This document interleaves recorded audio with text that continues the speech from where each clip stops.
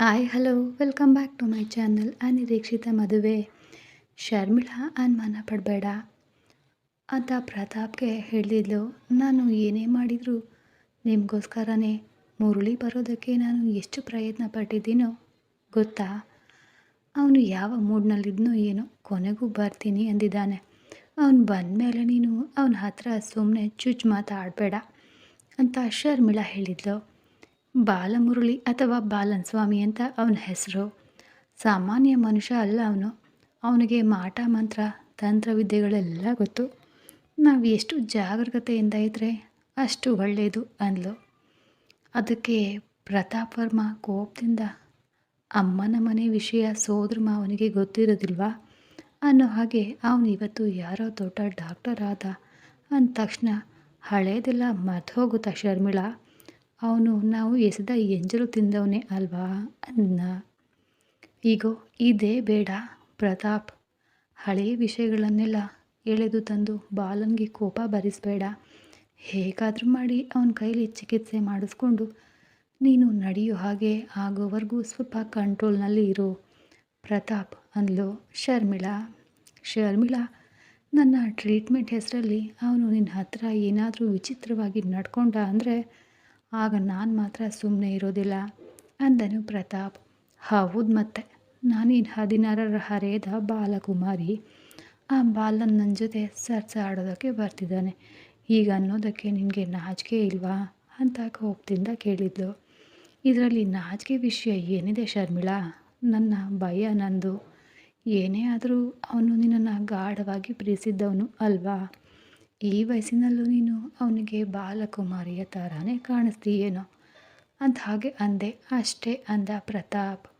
ಅದಕ್ಕೆ ಅವಳು ವಕ್ರವಾಗಿ ನೋಡಿ, ನಾನು ನಿನ್ನನ್ನು ಅದಕ್ಕಿಂತ ಹೆಚ್ಚಾಗಿಯೇ ಪ್ರೀತಿಸಿದೆ ತಾನೇ. ಹಾಗಾದರೆ ನೀನು ನನಗೆ ಯಾಕೆ ಮುದಿ ಮನುಷ್ಯನ ಥರ ಕಾಣಿಸ್ತೀಯಾ ಅಂದ್ಲು ಶರ್ಮಿಳಾ. ರಾತ್ರಿ ಹೊತ್ತು ನನ್ನ ಕೈಲಿ ಆಗಲ್ಲ ಅಂತ ಮಲ್ಕೊಳ್ಳೋದು ಯಾರು ಶರ್ಮಿಳಾ ಅಂತ ಪ್ರತಾಪ್ ಕಾಲೆಳೆದ. ಬಾಯಿ ಮುಚ್ಚಿ, ಆ ಒಂದು ಕೆಲಸ ಮಾತ್ರ ಕರೆಕ್ಟಾಗಿ ಮಾಡ್ತೀರಾ. ನಿಮ್ಮ ಜೊತೆ ಮಲಗಿರೋರು ಚಿಕ್ಕವರಿಂದ ಹಿಡಿದು ದೊಡ್ಡವ್ರ ತನಕ ಎಲ್ಲರೂ ಹೇಳ್ತಾರೆ ಬಿಡಿ. ದಿನ ಆಫೀಸ್ನಲ್ಲಿ ಎಷ್ಟು ಜನರನ್ನು ಪೀಡಿಸ್ತೀರೋ ನೀವು. ನನಗೆ ತಿಳಿಯಲ್ಲ ಅಂತ ಅಂದ್ಕೊಂಡಿದ್ದೀರಾ? ನನ್ನ ಬಗ್ಗೆ ತಿಳಿದೇ ತಾನೇ ನೀನು ನನ್ನನ್ನು ಮದುವೆಯಾಗಿದ್ದು ಅಂದನು ಪ್ರತಾಪ್. ಗೊತ್ತು, ನೀವು ದಿನ ಎಷ್ಟು ಜನ ಜೊತೆ ಇರ್ತೀರಾ ಅಂತ ಗೊತ್ತು. ಮದುವೆ ಆದಮೇಲಾದರೂ ನೀವು ಬದಲಾಗ್ತೀರಾ ಅಂದ್ಕೊಂಡೆ, ಆದರೆ ಅದು ಇನ್ನೂ ಜಾಸ್ತಿ ಆಯಿತು ಅಂದು ಶರ್ಮಿಳಾ. ನಾನು ಎಷ್ಟು ಜನ ಜೊತೆ ಮಲಗಿದ್ರೂ ಆ ಅರುಂಧತಿಗೆ ತಾಳಿ ಕಟ್ಟಿ ಅವಳು ಮೈನ ಮೇಲೆ ಒಂದು ಕೈ ಹಾಕೋಕ್ಕೆ ಆಗಲಿಲ್ವಲ್ಲ, ಆ ಒಂದು ಆಸೆ ಮಾತ್ರ ತೀರಲೇ ಇಲ್ಲ ಅಂದನು ಪ್ರತಾಪ್. ಅಷ್ಟರಲ್ಲಿ ಬಾಲನ್ ಕಾರ್ ಗೆಸ್ಟ್ ಹೌಸ್ ಒಳಗಡೆ ಬಂದು ನಿಂತಿತ್ತು. ಇಬ್ಬರು ಶಿಷ್ಯರು ಬೇಗನೆ ಕಾರಿನಿಂದ ಇಳಿದು ಡೋರ್ನ ತೆರೆದರು. ಬಾಲನ್ ಬಲಗಾಲು ಮೊದಲು ಇಟ್ಟು ಕಾರಿನಿಂದ ಇಳಿದು ಸುತ್ತಲೂ ನೋಡಿದ. ಎದುರಿಗೆ ಮರೂನ್ ಕಲರ್ ಸೀರೆ ಉಟ್ಕೊಂಡು ಬರ್ತಾ ಇದ್ದ ಶರ್ಮಿಳಾ ಕಂಡ್ಲು. ಎಷ್ಟೋ ವರ್ಷಗಳ ನಂತರ ಅವಳನ್ನು ನೋಡ್ತಾ ಇದ್ದರಿಂದ ಬಾಲನ್ ಕಣ್ಣು ರೆಪ್ಪೆ ಬಡಿಯದೆ ಅವಳನ್ನೇ ನೋಡ್ತಾ ನಿಂತ. ಶರ್ಮಿಳಾ ಹತ್ರ ಬಂದು, ತುಂಬ ವರ್ಷಗಳ ನಂತರ ನಾವು ಭೇಟಿ ಆಗ್ತಿದ್ದೀವಿ ಅಲ್ವಾ ಬಾಲನ್, ಹೇಗಿದೆಯಾ ಅಂತ ಕೇಳಿದ್ಲು. ಮೇಘಗಳಿಲ್ಲದ ಮಳೆಯಂತೆ, ತಾವರೆ ಇಲ್ಲದ ಕೊಳದಂತೆ, ನೀನಿಲ್ಲದೆ ಅವುಗಳು ಹೇಗಿರ್ತವೋ ಹಾಗೆ ನಾನು ಕೂಡ ಹಾಗೇ ಇದ್ದೀನಿ ಶರ್ಮಿಳಾ ಅಂತ ಹೇಳಿದನು. ಶರ್ಮಿಳಾ ಮನಸ್ಸಿನಲ್ಲಿ ಪ್ರತಾಪ್ಗೆ ಗುಣವಾಗೋವರೆಗೂ ಹೇಗಾದರೂ ಇವನನ್ನು ಸಹಿಸ್ಕೊಳ್ಳೇಬೇಕು ಅಂತ ನಿರ್ಧರಿಸಿದ್ಲು. ನಾನು ಇಲ್ಲದೇ ಇದ್ದರೂ ನೀನು ಜ್ಯೋತಿ ಥರ ಚೆನ್ನಾಗಿಯೇ ಬೆಳಗ್ತಿದೆಯಲ್ಲ ಬಾಲನ್ ಅಂದ್ಲು ಶರ್ಮಿಳಾ. ನಾನೇನೋ ಜ್ಯೋತಿಯಂತೆ ಬೆಳಗೋದು ನಿನಗೆ ಕಾಣಿಸ್ತಿದೆ, ಆದರೆ ಆ ಜ್ಯೋತಿ ಉರಿಯಲು ನಿನ್ನ ನೆನಪುಗಳೇ ಎಣ್ಣೆಯಾಗಿ ಪ್ರಜ್ವಲಿಸ್ತಿವೆ ಶರ್ಮಿಳಾ ಅಂದ. ಅವನು ಹಾಗೆ ಹೇಳಿದ ತಕ್ಷಣ ಅವಳಿಗೆ ಮನಸ್ಸಿನಲ್ಲಿ ತುಂಬಾ ಸಂತೋಷ ಆಯಿತು. ಈ ವಯಸ್ಸಿನಲ್ಲೂ ನನ್ನ ನೆನಪುಗಳಲ್ಲೇ ಬದುಕ್ತಿದ್ದಾನ ಅಂದ್ಕೊಂಡು ಒಳಗಡೆ ಬಾ ಬಾಲನ್ ಅಂದ್ಲು.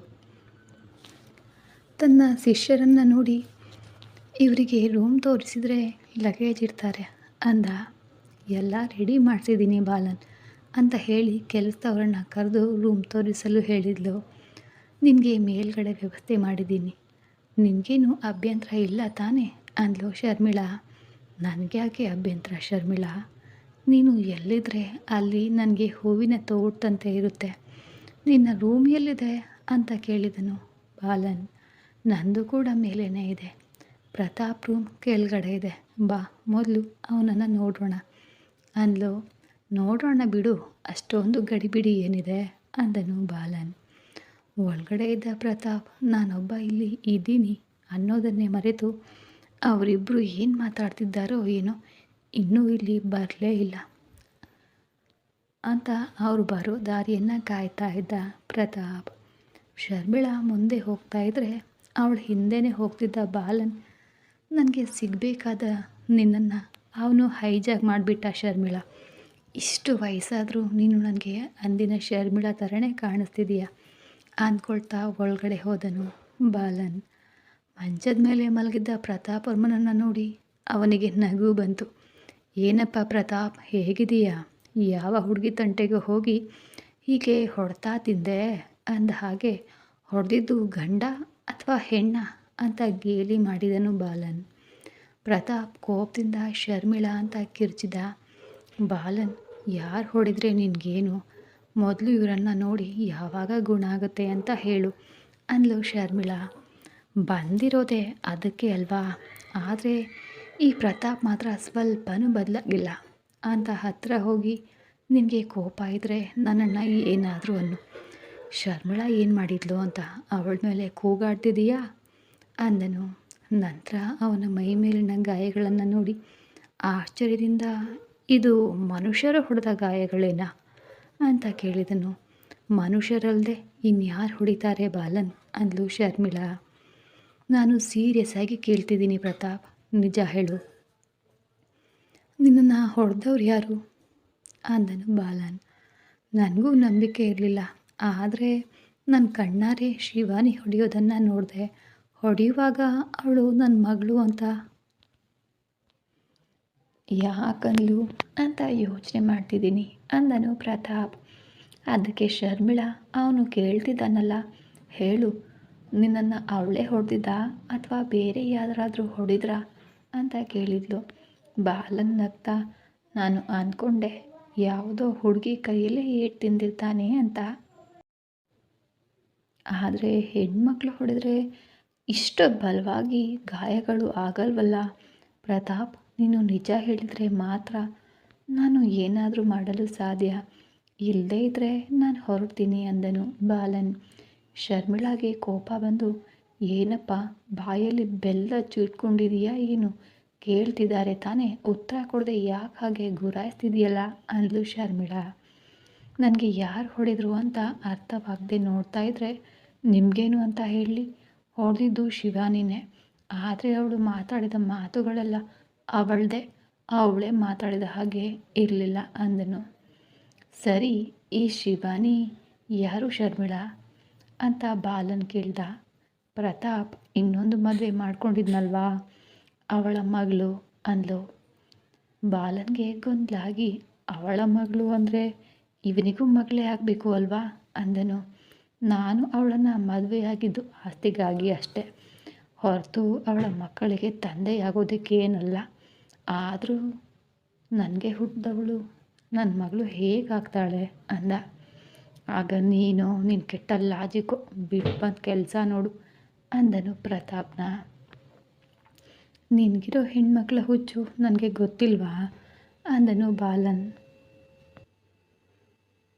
ನನಗಿಂತ ನೀನೇನು ಕಡಿಮೆನಾ, ನಾನು ಮಾಡೋದು ಹೊರಗಡೆ ಕಾಣಿಸುತ್ತೆ, ನಿಂದು ಕಾಣಿಸಲ್ಲ ಅಷ್ಟೇ ಅಂದನು ಪ್ರತಾಪ್. ಅಬ್ಬಾ, ನಿಮ್ಮಿಬ್ಬರ ಜಗಳ ನಿಲ್ಲಿಸಿ ಸಾಕು, ಏನಾಯಿತು ಅಂತ ಹೇಳಿ ಪ್ರತಾಪ್ ಅಂದ್ಲು ಶರ್ಮಿಳಾ. ಶಿವಾನಿ ಹೊಡೆಯುವಾಗ ಅಂದ ಮಾತುಗಳನ್ನೆಲ್ಲ ಹೇಳ್ತಾ ಇದ್ರೆ ಶರ್ಮಿಳಾ ಆಶ್ಚರ್ಯಪಡಲು. ತನ್ನ ಮಗಳ ತಂಟೆಗೆ ಬಂದರೆ ಸುಮ್ಮನಿರಲ್ಲ ಅಂದ್ಲ. ಇಷ್ಟು ದಿನ ಈ ವಿಷಯ ನೀನು ನನಗೆ ಯಾಕೆ ಹೇಳಲಿಲ್ಲ ಅಂತ ಕಣ್ಣು ಕೆಂಪಗೆ ಮಾಡಿ ನೋಡಿದ್ಲು. ಬಾಲನ್ ಕೂಡ ಪ್ರತಾಪ್ ಹೇಳಿದ ವಿಷಯದ ಬಗ್ಗೆ ಗಂಭೀರವಾಗಿ ಯೋಚಿಸತೊಡಗಿದ. ಇತ್ತ ಶಿವಾನಿಗೆ ಮನೋಜ್ ನೆನಪಾಗಿ ಅವನ ಜೊತೆ ಮಾತಾಡಬೇಕು ಅಂತ ಅನ್ನಿಸ್ತಿತ್ತು. ಅಂದು ಅವನು ಹೇಳಿದ ನಂಬರ್ ನೆನಪು ಮಾಡಿಕೊಂಡ್ಳು. ಒಂದು 3-4 ನಂಬರು ಚೆನ್ನಾಗಿ ನೆನಪಾಯಿತು. ಸ್ವಲ್ಪ ನಿಧಾನಕ್ಕೆ 9 ನಂಬರ್ನು ನೆನೆಸ್ಕೊಂಡ್ಳು. ಕೊನೆಯ ನಂಬರ್ ಮಾತ್ರ ಅವಳ ನೆನಪಿಗೆ ಬರಲಿಲ್ಲ. ಅದು ಏನಿರಬಹುದು, ಬಹುಶಃ 2 ಇರಬಹುದು ಅಂದ್ಕೊಂಡು ಫೋನ್ ತೆಗೆದು ಕಾಲ್ ಮಾಡ್ಲಾ ಅಂತ ಯೋಚಿಸ್ತಾ ಇದ್ಲು. ಕೊನೆಗೆ ಫೋನ್ ಮಾಡಲೇಬೇಕು ಅಂತ ಅಂದ್ಕೊಂಡು ನಿರ್ಧರಿಸಿ ಕರೆಯನ್ನು ಮಾಡಿದ್ಲು. ಆ ಕರೆ ವೇದಾಂತ್ಗೆ ಹೋಯಿತು. ಹೌದು, ಆರ್ಯನ್ ಕೂಡ ಆಫೀಸ್ಗೆ ಬಂದಿರಲಿಲ್ವಲ್ಲ. ಅವನು ತುಂಬ ಬ್ಯುಸಿಯಾಗಿದ್ದ. ಅದೇ ಸಮಯದಲ್ಲಿ ಶಿವಾನಿ ಮನೋಜ್ ನಂಬರ್ ಅಂದ್ಕೊಂಡು ವೇದಾಂತ್ ನಂಬರ್ಗೆ ಕರೆ ಮಾಡಿದ್ಲು.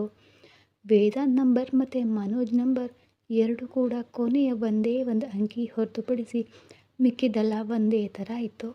ಶಿವಾನಿ ಕೊನೆಯ ನಂಬರ್ 2 ಅಂದ್ಕೊಂಡು ತಪ್ಪು ಮಾಡಿ ವೇದಾಂತ್ಗೆ ಕರೆ ಮಾಡಿದ್ಲು. ಈಗಾಗಲೇ ಕೆಲಸದ ಟೆನ್ಷನ್ನಲ್ಲಿದ್ದಂತಹ ವೇದಾಂತ್ ಅನ್ನೋನ್ ನಂಬರ್ನಿಂದ ಕರೆ ಬಂದಿರೋದನ್ನು ನೋಡಿ, ನಾನಿಲ್ಲಿ ಕೆಲಸದ ಒತ್ತಡದಲ್ಲಿದ್ದರೆ ಈಗ ಇದೊಂದು ಅನ್ನೋನ್ ನಂಬರ್ ಫೋನ್ ಬೇರೆ ಬರ್ತಿದೆ ಅಂತ ಸಿಟ್ಟಿನಿಂದ ಕಾಲನ್ನ ಕಟ್ ಮಾಡ್ದ. ಫೋನ್ ಕಟ್ ಆಗ್ತಾ ಇದ್ದಂತೆ ಶಿವಾನಿಗೆ ಅನುಮಾನ ಬಂತು. ಇದೇನು ಕಟ್ ಮಾಡಿದ್ರು ಅವರೇ ಮಾಡಿದ್ರಾ ಅಥವಾ ಕಟ್ಟಾಯ್ತಾ ಅಂದ್ಕೊಂಡು ಮತ್ತೆ ಕರೆ ಮಾಡಿದ್ಲು. ಮತ್ತೆ ಅದೇ ನಂಬರ್ನಿಂದ ಫೋನ್ ಬರೋದನ್ನು ನೋಡಿ ವೇದಾಂತ್ ಫೋನ್ನ ಕೋಪದಿಂದ ಎತ್ತಿ, ಫೋನ್ ಕಟ್ ಮಾಡಿದರೆ ನಿಮಗೆ ಅರ್ಥ ಆಗಲ್ವಾ? ನಾನು ಕೆಲಸದಲ್ಲಿದ್ದೀನಿ ಅಂತ ಗೊತ್ತಾಗಲ್ವಾ? ಯಾಕೆ ಫೋನ್ ಮಾಡ್ತೀರಾ ಅಂತ ಇನ್ನೊಂದು ಸಾರಿ ಫೋನ್ ಮಾಡಿದರೆ ಏನು ಮಾಡ್ತೀನೋ ಏನೋ ನನಗೆ ಗೊತ್ತಿಲ್ಲ ಅಂತ ಕಿರುಚಿದ. ಆ ಕಡೆಯಿಂದ ಯಾರು ಮಾಡಿದರು ಅಂತ ಕೇಳೋಷ್ಟು ಸಹನೆ ಕೂಡ ಅವನಿಗೆ ಇರಲಿಲ್ಲ. ಈಗ ನಂತರ ಶಿವಾನಿಗೆ ಭಯ ಆಗಿ ತಕ್ಷಣ ಫೋನ್ನ ಇಟ್ಟೇ ಬಿಟ್ಲು. ಯಾರೋ ಏನು ನನ್ನ ಆರ್ಭಟಕ್ಕೆ ಹೆದರಿದ ಹಾಗಿದೆ, ಇನ್ನೊಂದು ಸಲ ಕಾಲ್ ಮಾಡಲ್ಲ ಬಿಡು ಅಂತ ವೇದಾಂತ್ ಮತ್ತೆ ತನ್ನ ಕೆಲಸದಲ್ಲಿ ಮುಳುಗಿದ. ಅಮ್ಮ, ಇವರೇನು ಫೋನಲ್ಲಿ ಹೀಗೆ ಕಿರುಚ್ತಾರೆ, ಆದರೆ ಅವರ ಧ್ವನಿ ಮೃದುವಾಗಿ ಇರ್ತಿತ್ತಲ್ಲ, ಫೋನಲ್ಲಿ ಯಾಕೆ ಹೀಗಿದೆ ಅಂತ ಆಲೋಚಿಸ್ತಾ, ನಾನು ಮಾಡಿದ ನಂಬರ್ ಕರೆಕ್ಟ್ ಅಲ್ವಾ, ತಪ್ಪು ಮಾಡಿಲ್ಲ ತಾನೇ ಅಂದ್ಕೊಂಡ್ಳು. ಇನ್ನೊಂದು ಸಾರಿ ಫೋನ್ ಮಾಡಬಾರ್ದು ಅಂತ ನಿರ್ಧರಿಸಿದ್ಲು ಕೂಡ. ಆದರೆ ಅವಳ ಮನಸ್ಸು ಮಾತ್ರ ಮನು ಜೊತೆ ಮಾತಾಡಬೇಕು ಅಂತ ಹಂಬಲಿಸ್ತಾ ಇತ್ತು. ನೀನು ಆತರ ಪಡ್ತಿದ್ದೀಯಾ ಅಂತ ತಾನೇ ಫೋನ್ ಮಾಡಿ ಬೈಗುಳ ತಿಂದಿದ್ದು. ಇನ್ನೊಂದು ಸಲ ಫೋನ್ ಮಾಡಿದರೆ ಕೊಂದೇ ಹಾಕ್ತೀನಿ, ನನ್ನನ್ನು ಪ್ರಶಾಂತವಾಗಿ ಇರಲು ಬಿಡು ಎಂದು ಅವಳ ಮನಸ್ಸಿಗೆ ತಾನೇ ಬೈದ್ಕೊಳ್ತಾ, ಅವರೇ ಫೋನ್ ಮಾಡಬೇಕು ಅನಿಸಿದರೆ ಮಾಡು ಅಂತ ಹೇಳಿದ ತಕ್ಷಣ ಮಾಡೋದಾ ಶಿವಾನಿ? ಹಿಂದೆ ಮುಂದೆ ಯೋಚನೆ ಮಾಡಿದೀಯಾ? ಈಗ ನೋಡು ಏನಾಯಿತು ಅಂತ ಅವಳು ಮನೋಜ್ ಬಗ್ಗೆನೇ ಯೋಚಿಸ್ತಾ ಕುಳಿತಳು. ಅತ್ತ ಗೆಸ್ಟ್ ಹೌಸ್ನಲ್ಲಿ ಏನು ಬಾಲನ್, ನಾನು ಯೋಚನೆ ಮಾಡ್ತಿದ್ದೀಯಾ ಅಂತ ಶರ್ಮಿಳಾ ಕೇಳಿದ್ಲು. ನಿಮ್ಮ ಯಜಮಾನರು ಹೇಳಿದ ವಿಷಯದ ಬಗ್ಗೆನೇ ಯೋಚನೆ ಮಾಡ್ತಿದ್ದೀನಿ ಶರ್ಮಿಳಾ. ನನ್ನ ಮಗಳು ಅಂದ್ಲು ಅಂದರೆ ನಿನ್ನ ಗಂಡನ ಮೊದಲನ ಹೆಂಡತಿ ಹೆಸರೇನು ಅಂತ ಕೇಳಿದ್ಲು. ಅವಳು ಅರುಂಧತಿ ಅಂತ ಬಾಲನ್. ಯಾಕೆ ಕೇಳ್ತಿದ್ದೀಯಾ ಅಂದ್ಲು ಶರ್ಮಿಳಾ. ಒಂದು ವೇಳೆ ಆ ಹುಡುಗಿಯನ್ನು ಅಂದರೆ ಶಿವಾನಿಯನ್ನು ನಿನ್ನ ಗಂಡ ಹಾಳು ಮಾಡಲು ಹೋದಾಗ ಆ ಅರುಂಧತಿನೇ ಆ ಹುಡುಗಿಯ ಮೈ ಮೇಲೆ ಬಂದು ಆ ನಿನ್ನ ಗಂಡನಿಗೆ ಚೆನ್ನಾಗಿ ಹೊಡೆದ ಹಾಗಿದೆ ಅಂದನು ಬಾಲನ್. ಏನು ಪ್ರತಾಪ್ ನೀನು ಹೇಳ್ತಾ ಇರೋದು? ಅರುಂಧತಿ ಬರೋದೇನು? ಎಷ್ಟೋ ಕಾಲದ ಹಿಂದೆ ತೀರಿ ಹೋದ ಅರುಂಧತಿ ಈಗ ದೆವ್ವವಾಗಿ ಬರೋದೇನು ಅಂತ ಶರ್ಮಿಳಾ ಕೇಳಿದ್ಲು. ದೆವ್ವ ಬಂದಿದೆ ಅಂತ ಖಚಿತವಾಗಿ ಹೇಳ್ತಿಲ್ಲ ಶರ್ಮಿಳಾ, ನಂದು ಅನುಮಾನ ಅಷ್ಟೇ. ನಿಮ್ಮ ಮನೆಗೆ ಬಂದು ನೋಡಿದರೆ ಹೊರತು ನಾನು ಯಾವ ವಿಷಯವನ್ನು ಹೇಳಲು ಸಾಧ್ಯ ಇಲ್ಲ ಅಂದನು ಬಾಲನ್. ಪ್ರತಾಪ್ ವರ್ಮ ಕೋಪದಿಂದ, ಈ ಕಾಲದಲ್ಲಿ ದೆವ್ವ ಬೋದ್ಗಳೇನು ಶರ್ಮಿಳಾ, ಇವರು ಯಾವುದೋ ಮಂತ್ರವಿದ್ಯೆ ಕಲ್ತ್ಕೊಂಡು ಅದನ್ನು ನಮ್ಮ ಮೇಲೆ ಪ್ರಯೋಗ ಮಾಡಬೇಕು ಅಂದ್ಕೊಂಡಿದ್ದಾರೆ ಅಂತ ಅನಿಸುತ್ತೆ. ಇಂಥದ್ದನ್ನೆಲ್ಲ ನಂಬೇಡ ಅಂದ. ಸರಿ ಶರ್ಮಿಳಾ, ನಿನ್ನ ಗಂಡನಿಗೆ ನಾನು ಇಲ್ಲಿಗೆ ಬಂದಿರೋದು ಇಷ್ಟ ಇಲ್ಲ ಅನಿಸುತ್ತೆ. ನಾನು ಪ್ರೀತಿಸಿದವಳು ನೀನು ಅಂತ ಕೇಳಿದ ತಕ್ಷಣವೇ ನನ್ನ ಕೆಲಸಗಳನ್ನೆಲ್ಲ ಬಿಟ್ಟು ನಿನ್ನ ಮಾತಿಗಾಗಿ ನಾನು ಬಂದಿದ್ದಕ್ಕೆ ಒಳ್ಳೆಯ ಗೌರವನೇ ಸಿಕ್ತು. ನಂಬಿಕೆ ಇಲ್ಲದ ಮೇಲೆ ನಾನಿಲ್ಲಿ ಯಾಕಿರಲಿ? ನಿನ್ನ ಗಂಡನಿಗೆ ಯಾರ ಮೇಲೆ ನಂಬಿಕೆ ಇದೆಯೋ ಅವರನ್ನೇ ಕರೆಸಿ ಟ್ರೀಟ್ಮೆಂಟ್ ಕೊಡಿಸ್ಕೊ, ನಾನು ಹೊರಡ್ತೀನಿ ಅನ್ನುತ್ತಾ ಹೊರಟ. ಶರ್ಮಿಳಾ ಪ್ರತಾಪ್ನನ್ನ ಕೋಪದಿಂದ ನೋಡಿ ಬಾಲನ್ ಹಿಂದೆ ಹೋಗಿ, ಪ್ರತಾಪ್ ಬಗ್ಗೆ ನಿನಗೆ ಗೊತ್ತು ತಾನೇ, ಕೋಪ ಜಾಸ್ತಿ, ನೀನು ಅರ್ಥ ಮಾಡ್ಕೊಳ್ದೇ ಇದ್ದರೆ ಹೇಗೆ ಹೇಳು ಅಂದ್ಲು. ಬಾಲನ್ ನಿಂತು ನೀನೇ ಏನೇ ಅಂದರೂ ನಾನು ಸಹಿಸ್ಕೊಳ್ತೀನಿ, ಆದರೆ ಇವನು ಯಾರು ನನ್ನನ್ನು ಅನ್ನೋದಕ್ಕೆ ಏಟ್ ತಿಂದು ಅಲ್ಗಾಡಲು ಕೂಡ ಆಗದ ಸ್ಥಿತಿಯಲ್ಲಿದ್ದರೂ ಅವನ ಅಹಂಕಾರ ಮಾತ್ರ ಕಡಿಮೆಯಾಗಿಲ್ಲ ಅಂದನು ಬಾಲನ್. ಶರ್ಮಿಳಾ, ನಿನಗೆ ಸುಳ್ಳು ಹೇಳುವ ಅಗತ್ಯ ನನಗೇನಿದೆ? ನಿನ್ನ ಗಂಡನಿಗೆ ಬಿದ್ದಿರೋ ಏಟ್ಗಳನ್ನು ನೋಡಿದರೆ ಅದು ಸಾಮಾನ್ಯ ಮನುಷ್ಯರು ಹೊಡೆದ ಹಾಗಿಲ್ಲ, ಅದಕ್ಕೆ ಅನುಮಾನ ಬಂತು ಅಂದನು ಬಾಲನ್. ಬಾಲನ್, ನೀನು ಹೇಳ್ತಿರೋದು ನಿಜಾನಾ? ಆ ಅರುಂಧತಿ ಮಗಳ ಮೈ ಮೇಲೆ ಬಂದು ಪ್ರತಾಪ್ಗೆ ಹೊಡೆದಿದ್ದಾಳೆ ಅಂತೀಯಾ? ಅದು ಕೇವಲ ಅನುಮಾನ ಅಷ್ಟೇ ಅಂದೆ ಅಲ್ವಾ ಶರ್ಮಿಳಾ. ನಾನು ನಿಮ್ಮ ಮನೆಗೆ ಬಂದರೆ ಹೊರತು ನಾನು ಇಲ್ಲೇ ನಿಂತು ಏನನ್ನು ಹೇಳಲು ಆಗೋದಿಲ್ಲ. ಆದರೆ ನಾನೀಗ ಬರಲ್ಲ, ಹೊರಡ್ತಾ ಇದ್ದೀನಿ. ಬಂದಿದ್ದಕ್ಕೆ ನಿನ್ನನ್ನು ನೋಡಿದ್ನಲ್ವಾ, ಆ ಸಂತೋಷವೇ ನನಗೆ ಸಾಕು. ನಿನಗೆ ಯಾವಾಗಲಾದರೂ ನನ್ನ ಹತ್ರ ಬರಬೇಕು ಅಂತ ಅನಿಸಿದರೆ ಹೇಳು, ನಾನೇ ಬಂದು ನನ್ನ ಆಶ್ರಮಕ್ಕೆ ಕರ್ಕೊಂಡು ಹೋಗ್ತೀನಿ ಅಂತ ಮುಂದೆ ಹೆಜ್ಜೆ ಹಾಕಿದ. ಅವನು ಹೆಜ್ಜೆ ಹಾಕಿದ ಕೂಡಲೇ ಶರ್ಮಿಳಾ ಬಾಲನ್ ಕೈನ ಹಿಡಿದು, ನನ್ನನ್ನು ಇಂಥ ಪರಿಸ್ಥಿತಿಯಲ್ಲಿ ಬಿಟ್ಟು ನೀನು ಹೋಗ್ತಿದೀಯಾ ಬಾಲನ್?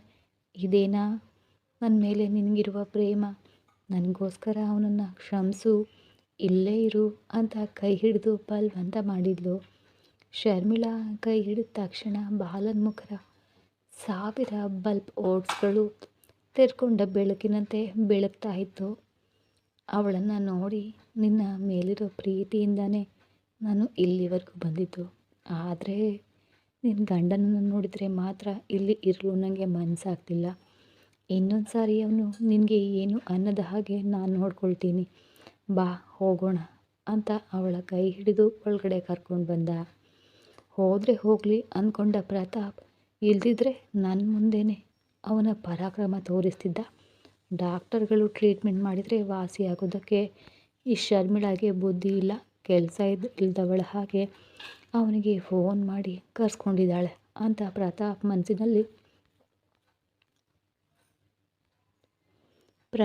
ಮನಸ್ಸಲ್ಲಿ ಅಂದ್ಕೊಳ್ತಿದ್ರೆ ಶರ್ಮಿಳಾ ಸೀರಿಯಸ್ ಆಗಿ ಪ್ರತಾಪ್ ಅಂತ ಕೂಗಿದ್ಲು. ಅವನು ಅವಳ ಕಡೆ ನೋಡಿದಾಗ ಶರ್ಮಿಳಾ ಬಾಲನ್ ಕೈನ ಹಿಡ್ಕೊಂಡು ರೂಮ್ ಒಳಗಡೆ ಬಂದಳು. ಅದನ್ನು ನೋಡಿದ ಪ್ರತಾಪ್ಗೆ ಕೋಪದಿಂದ ಮೈ ಉರಿಯಿತು. ಹೋಗ್ತೀನಿ ಅಂದವನನ್ನು ಯಾಕೆ ಕೈ ಹಿಡ್ಕೊಂಡು ಎಳ್ಕೊಂಡು ಬರ್ತಿದೀಯಾ? ಹೋಗಲು ಬಿಡಬೇಕಿತ್ತು ಅಲ್ವಾ ಅಂದನು ಪ್ರತಾಪ್. ಬಾಲನ್ ನಿನಗೆ ಗುಣವಾಗೋವರೆಗೂ ನಮ್ಮ ಮನೆಯಲ್ಲಿ ನಮ್ಮ ಜೊತೆನೇ ಇರ್ತಾನೆ. ನನ್ನ ಮಾತನ್ನು ನೀನು ಕೇಳದೇ ಇದ್ದರೆ ನಾನು ಏನು ಮಾಡ್ತೀನೋ ನನಗೆ ಗೊತ್ತಿಲ್ಲ, ಹುಷಾರ್ ಅಂದು ಶರ್ಮಿಳಾ ಗಂಭೀರವಾಗಿ ಒಂದು ವಾರ್ನಿಂಗೆ ಕೊಟ್ಟಳು. ಶರ್ಮಿಳಾ, ನೀನು ಸಣ್ಣ ವಿಷಯವನ್ನು ದೊಡ್ಡದು ಮಾಡ್ತಿದೀಯ. ನಮ್ಮ ಮನೆಯಲ್ಲಿ ಆ ಅರುಂಧತಿ ದೆವ್ವವಾಗಿ ತಿರುಗೋದೇನು? ಹಾಗೆ ದೆವ್ವವಾಗಿದ್ದರೆ ಚಿಕ್ಕಂದಿನಿಂದ ನಾನು ಶಿವಾನಿಗೆ ಏನೇನು ಮಾಡ್ತಾಯಿದ್ರು, ಅವಳು ಯಾಕೆ ಹಾಗೆ ಸುಮ್ಮನೆ ಇದ್ಲು? ಆಗಲೇ ನನಗೆ ಹೊಡಿಬಹುದಿತ್ತು ಅಲ್ವಾ? ಇಷ್ಟು ದಿನ ಯಾಕೆ ಕಾದಿದ್ದಾಳೆ ಅಂದನು ಪ್ರತಾಪ್. ಆಗ ಬಾಲನ್, ಪಾಪದ ಕೊಡ ತುಂಬಬೇಕಲ್ವಾ, ಅದಕ್ಕೆ ಕಾದಿದ್ದಾಳೆ ಅಂತ ಅನಿಸುತ್ತೆ ಅಂದ. ನೀನು ಸುಮ್ಮನೆ ಇರು, ಏನೇನೋ ಹೇಳಿ ಶರ್ಮಿಳಾ ಮನಸ್ಸು ಬದಲಾಯಿಸಿ ಮನೆಯಲ್ಲಿ ಇರೋ ಹಾಗೆ ಒಳ್ಳೆ ಪ್ಲ್ಯಾನ್ ಮಾಡಿದೀಯಲ್ಲ ಅಂತ ವ್ಯಂಗ್ಯವಾಗಿ ಅಂದನು ಪ್ರತಾಪ್. ನಿನಗೆ ಇನ್ನೊಂದು ಸಾರಿ ಅರುಂಧತಿ ಕೈಯಲ್ಲಿ ಏಟು ಬಿದ್ರೇ ನಿನಗೆ ನಂಬಿಕೆ ಬರೋದು ಅನಿಸುತ್ತೆ ಅಂದನು ಬಾಲನ್. ಅವನ ಮಾತನ್ನು ಲೆಕ್ಕಿಸದೆ ಮನೆಗೆ ಯಾವಾಗ ಹೋಗೋಣ ಹೇಳು ಅಂತ ಶರ್ಮಿಳಾಳನ್ನು ಕೇಳಿದನು ಬಾಲನ್. ಯಾವಾಗ ಯಾಕೆ ಬಾಲನ್, ಇವತ್ತು ರಾತ್ರಿನೇ ನಮ್ಮ ಮನೆಗೆ ಹೋಗೋಣ ಅಂದ ಹಾಗೆ ಈ ಪ್ರತಾಪ್ ನನ್ನ ಮನೆಗೆ ಕರ್ಕೊಂಡು ಹೋಗದೆ ಗೆಸ್ಟ್ ಹೌಸ್ಗೆ ಯಾಕೆ ಕರ್ಕೊಂಡು ಬಂದೆ ಅಂದ. ಅದೆಲ್ಲ ನಿನಗೆ ಆಮೇಲೆ ಹೇಳ್ತೀನಿ, ನೀನು ಪ್ರಯಾಣ ಮಾಡಿ ಬಂದಿದ್ದೀಯ ಅಲ್ವಾ, ಬಾ ಹೋಗಿ ರೆಸ್ಟ್ ತಗೋ, ನಾನು ಒಂದು ಫೋನ್ ಮಾಡಿ ಬರ್ತೀನಿ ಅಂದ್ಲು. ಸರಿ, ನಿನಗಾಗಿ ಕಾಯ್ತಾ ಇರ್ತೀನಿ ಬಾ ಅಂತ ಬಾಲನ್ ಹೋದ. ಶರ್ಮಿಳಾ, ನೀನು ಮಾಡ್ತಿರೋದು ನನಗೆ ಇಷ್ಟ ಆಗ್ತಿಲ್ಲ ಅಂತ ಕೋಪದಿಂದ ಅಂದನು ಪ್ರತಾಪ್. ನಿನಗೆ ಇಷ್ಟ ಇರಲಿ ಅಥವಾ ಇಲ್ಲದೇ ಇರಲಿ, ನಾನು ಹೇಳ್ದ ಹಾಗೆ ನೀನು ಕೇಳಲೇಬೇಕು. ನಾನೀಗ ಆರ್ಯನ್ಗೆ ಏನು ಹೇಳಲು ಹೇಳಿದ್ನೋ ಮನೆಗೆ ಹೋದ್ಮೇಲೆ ಅದನ್ನೇ ಹೇಳು. ನಾನು ಈಗಲೇ ಅವನಿಗೆ ಕಾಲ್ ಮಾಡಿ ನಿನಗೆ ಆಕ್ಸಿಡೆಂಟ್ ಆಗಿರೋ ವಿಷಯನ ಹೇಳ್ತೀನಿ ಅಂತ ಆರ್ಯನ್ಗೆ ಕಾಲ್ ಮಾಡಿದ್ಲು. ಅತ್ತ ಆರ್ಯನ್ ಜಾಹ್ನವಿಯನ್ನ ತನ್ನ ತೋಳಿನಲ್ಲಿ ಬಂಧಿಸಿ ಅವಳನ್ನು ಸಂಪೂರ್ಣವಾಗಿ ತನ್ನವಳನ್ನಾಗಿ ಮಾಡಿಕೊಳ್ಳಲು ಅವಳನ್ನು ಉಸಿರುಗಟ್ಟಿಸ್ತಿದ್ದ. ಅವರ ಪ್ರೇಮದ ಕ್ಷಣಗಳಿಗೆ ಅಡ್ಡಿ ಮಾಡುವಂತೆ ಟೇಬಲ್ ಮೇಲಿದ್ದಂಥ ಆರ್ಯನ್ ಫೋನ್ ರಿಂಗ್ ಆಗ್ತಿದೆ. ಜಾಹ್ನವಿ ಫೋನ್ ಸೌಂಡ್ ಕೇಳಿ ಯಜಮಾನ್ರೆ ನಿಮಗೆ ಫೋನ್ ಬರ್ತಿದೆ ಅಂದ್ಲು. ಆದರೂ ಆರ್ಯನ್ ಅವಳ ಮಾತನ್ನು ಕೇಳಲೇ ಇಲ್ಲ. ಫೋನ್ ಸೌಂಡ್ ಲೆಕ್ಕಿಸ್ಲೂ ಇಲ್ಲ. ಫೋನ್ ರಿಂಗ್ ಆಗಿ ನಿಂತು ಹೋಯಿತು. ಜಾಹ್ನವಿ ಕೂಡ ಫೋನ್ ನಿಂತಿತ್ತು ಅಂದ್ಕೊಂಡು ಮತ್ತೆ ಅವನನ್ನು ತಬ್ಬಿಕೊಂಡ್ಳು. ಮತ್ತೆ ಫೋನ್ ರಿಂಗ್ ಆಗ್ತಾಯಿದೆ. ಜಾಹ್ನವಿಗೆ ಆ ಫೋನ್ ರಿಂಗ್ ಆಗ್ತಾಯಿದ್ರೆ ಅದು ಕೇಳಿಸ್ತಿದೆ. ಆದರೆ ಆರ್ಯನ್ ಕಿವಿಗಳು ಕೆಲಸ ಮಾಡೋದನ್ನು ನಿಲ್ಲಿಸಿದೆಯೇನೋ ಈಗ ಅನ್ನುವಂತೆ ಅವನು ತಲೆ ಎತ್ತಿಯೂ ಕೂಡ ಆ ಫೋನ್ ಕಡೆ ನೋಡ್ತಾ ಇಲ್ಲ. ಈ ಕತೆ ಮುಂದುವರಿಯುವುದು ಮುಂದೆ ಏನಾಗುತ್ತೆ ಅಂತ ಮುಂದಿನ ಎಪಿಸೋಡಲ್ಲಿ ನೋಡೋದಕ್ಕೆ ಕಾಯ್ತಾ ಇರಿ. ಮತ್ತೆ ಸಿಗೋಣ. ಧನ್ಯವಾದಗಳು.